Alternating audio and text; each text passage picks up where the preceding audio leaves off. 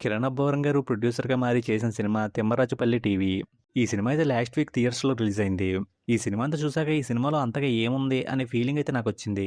సినిమాలో ఒక చిన్న పాయింట్‌ని పట్టుకొని దాన్ని ఇంట్రెస్టింగ్‌గా చూపించకుండా కొంచెం సాగదీస్తూ వెళ్లారా అనే ఫీలింగ్ అయితే నాకొచ్చింది. అలా అని సినిమా అయితే మరీ వరస్ట్‌గా లేదు. ఒకసారి చూడొచ్చు అనేలాగా ఉంటది. అలా చేసిన విషయాలేంటంటే సినిమాలో విలేజ్ బ్యాక్‌డ్రాప్‌ని చాలా బాగా చూపించారు. ఆ రోజుల్లో టీవీ చుట్టూ ఉండే ఇంట్రెస్ట్‌ని, దానికి సంబంధించిన సీన్స్‌ని చూపించారు. ఇంక సినిమాలో కనిపించిన యాక్టర్స్ అందరూ కొత్త వాళ్ళైనప్పటికీ పర్ఫార్మెన్స్ అయితే చాలా బాగా చేశారు.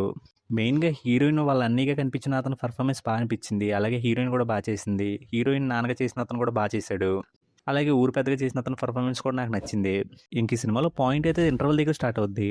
అప్పటి వరకు ఊర్లో క్యారెక్టర్‌లన్నిటిని చూపించుకొని పాయింట్ దగ్గరికి సినిమాని తీసుకెళ్తా ఉంటారు. ఇంక సినిమాలో కనిపించే పాయింట్ ఏంటంటే, ఒక ఊర్లో ఎవరికీ టీవీ ఉండదు. అలాంటి టైంలో ఒకతను టీవీ కొంటాడు. అతని దగ్గర టీవీ ఉందని చెప్పి ఊర్లో వాళ్ళందరూ అతని టీవీ చూడడానికి వస్తా ఉంటారు. ఇంక సినిమాల ఇంటర్వల్ దగ్గరికొచ్చేసరికి అక్కడ చిన్న చిన్న ఇష్యూలు జరుగుతాయి. అలా జరిగినప్పుడు ఆ ఇంట్లో టీవీని ఎవరో కొట్టేస్తారు. ఎవరు తీశారు? ఎందుకు తీశారనేది సినిమా. ఇంక సినిమా ఇంటర్వల్ దగ్గరికొచ్చేసరికి సినిమా అయితే ఇంట్రెస్ట్‌ని బానే క్రియేట్ చేసింది. సెకండ్ హాఫ్ కొంచెం థ్రిల్లింగ్‌గా ఉంటది అనే ఫీలింగ్ అయితే వస్తది.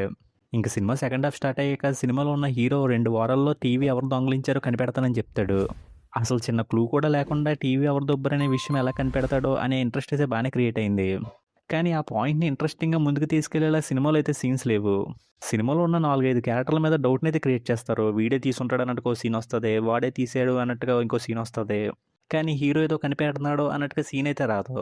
కానీ హీరో ఇంట్లో ఉన్న ప్రాబ్లమ్స్‌కి సంబంధించిన సీన్‌లు, హీరో లవ్ స్టోరీలో ప్రాబ్లమ్స్ సంబంధించిన సీన్స్ అయితే వస్తా ఉంటాయి. అసలు సినిమాలో టీవీని వెతికే ప్రాసెస్‌లో సీన్స్ కాకుండా ఇవెందుకొస్తున్నాయనే ఫీలింగొచ్చింది. ఇంక సినిమా కొంచెం ముందుకెళ్ళేసరికి వాడు డౌట్‌గా చూపిస్తున్న క్యారెక్టర్‌లో ఎవడు దొంగని చెప్పినా సరే ఓకే అనిపించేలాగా ఉంటది. వీడని చెప్పేసి వీడెందుకు చేశాడని చెప్పేసినా మనం యాక్సెప్ట్ చేసేస్తాం. వాడని చెప్పేసి వాడెందుకు చేశాడని చెప్పినా యాక్సెప్ట్ చేసేత్తాం. ఇంక సినిమా లాస్ట్‌కొచ్చేసరికి వీళ్ళలో ఎవరో ఒకళ్ళ మీద తోసేస్తారులే అనుకుంటాం. అలా అనిపించేయడం వల్ల సినిమా చూస్తున్నప్పుడు ఇంట్రెస్టింగ్ ఎక్కడ అనిపించలేదు. ఇంక లాస్ట్‌కొచ్చాక ఎవరు తీశారనే విషయాన్ని చాలా పెద్ద ట్విస్ట్‌లో రివీల్ చేయడానికి ట్రై చేస్తారు. అది చూస్తున్నప్పుడు కూడా త్వరగా ఎవరో ఒకళ్ళ మీద తోసేయండిరా అనే ఫీలింగొచ్చింది. కాకపోతే అక్కడ మనం ఎక్స్‌పెక్ట్ చేయని క్యారెక్టరే దొంగని చెప్పారు. కానీ మనం ఎందుకు ఎక్స్‌పెక్ట్ చేయమంటే అప్పటి వరకు ఆ క్యారెక్టర్‌ని ఎప్పుడు ముందుకు తీసుకురారు. మనకి ఎంతసేపు వేరే వేరే క్యారెక్టర్ల మీద డౌట్‌లు క్రియేట్ చేయడానికి సీన్స్ క్రియేట్ చేశారు. అంతే తప్ప ఈ క్యారెక్టర్‌ని ఎప్పుడు ముందుకు తీసుకొచ్చి ఈ క్యారెక్టర్ కూడా చేసుంటదేమో అనేలాగా ఫీలింగ్‌నైతే తీసుకురాలేదు. నార్మల్‌గా అయితే ఈ సినిమా గురించి మాట్లాడేవాడిని కాదు. చూసి వదిలేసేవాడిని. ఆ ట్విస్ట్ రివీల్ అయినప్పుడు ఇదేం ట్విస్టు, ఇదేం రీజనింగు అనిపించడం వల్లే ఈ వీడియో అయితే చేస్తున్నాను. ఇంకా ఆ ట్విస్ట్ మేము సినిమా చూసినప్పుడే రివీల్ చేసుకుంటాం అనుకునేవాళ్ళు ఈ వీడియో ఇక్కడితో క్లోజ్ చేసేయండి. ఇంక సినిమాలో ఆ క్యారెక్టర్ దొంగతనం చేయాలనుకుంది. కానీ దానికి దొంగతనం చేయాల్సిన అవసరం లేదు. ఆ టీవీ ఉండడం వల్ల ఈవిడతో పాటు వాడు కూడా ఇరిటేట్ అవుతున్నాడు. ఆ విషయం ఈవిడికి తెలుసు. అలా తెలిసినప్పుడు ఈ టీవీ వల్ల మనకి ఇబ్బందిగా ఉంది. మనం తీసి పక్కన పెట్టేద్దాం అని చెప్పుకుంటే అక్కడితో అయిపోద్ది. ఇంక దొంగతనం చేసే రోజు కూడా వేరే క్యారెక్టర్ ఈ టీవీ ఉండడం నచ్చట్లేదు అన్నట్టుగా చెప్తది. అప్పుడైనా ఆవిడనుకున్న విషయాన్ని బయట పెట్టొచ్చు. కానీ పెట్టదు.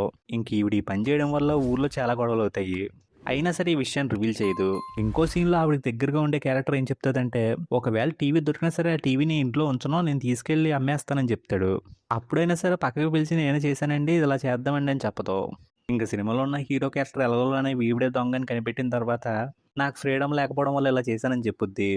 అది విన్నాక ఆవిడ పాయింట్ ఆఫ్ వ్యూలో అలా అనిపించడం కరెక్టే. కాకపోతే ఆ విషయం గురించి మొగుడితో డిస్కషన్ చేసుంటే, మొగుడు నాకు టీవీ ఉండాల్సిందే అని చెప్పుంటే, అప్పుడు అలా చేసినా సరే బానే ఉండేది. కానీ అలా చేయలేదు. పోనీ మొగుడికి ఇంట్రెస్ట్ లేదు అనే విషయం తెలిసాక కూడా అతనితో చెప్పడానికి ట్రై చేయలేదు. పోనీ మొగుడి చెల్లికైనా చెప్పిందా అంటే అది లేదు. ఎందుకు చెప్పలేదనడానికి ఒక రీజన్‌గా చెప్తది. ఆవిడే చాలా ఇబ్బందుల్లో ఉందని చెప్పలేదంటది.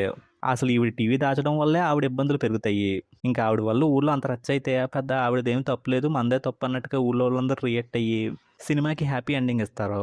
ఇంక సినిమా అయితే హ్యాపీగా ఎండ్ అయింది కానీ నాకు సినిమా చూసిన దగ్గర నుంచి మీరు మాట్లాడుకుంటే అయిపోద్ది కదా! ఇద్దరి మైండ్‌లో ఉన్నది ఒకటే కదా!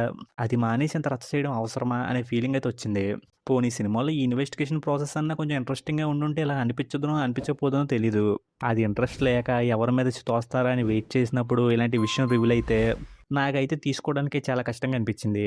ఇంక మీరు గనక ఈ సినిమా చూసారా? చూసుంటే మీకేమనిపించింది అనేది కింద కామెంట్ చేయండి. వీడియో నచ్చితే లైక్ చేయండి. ఛానల్‌ని సబ్స్క్రైబ్ చేసుకోకపోతే సబ్స్క్రైబ్ కూడా చేసుకోండి.